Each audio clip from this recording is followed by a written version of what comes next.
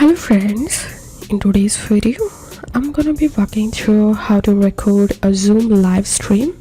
But before getting started this video, make sure to subscribe 5-Minute Solution. So to record your Zoom live stream, you can use Camtasia Studio software. So for that you will need to download the Camtasia Studio.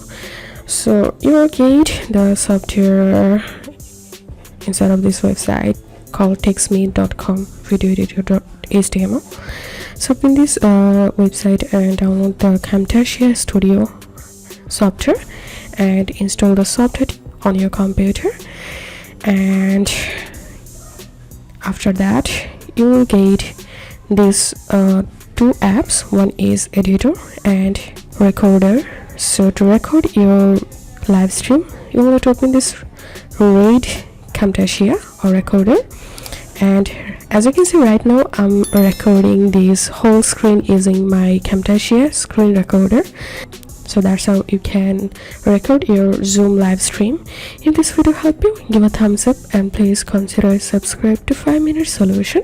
Thank you for watching.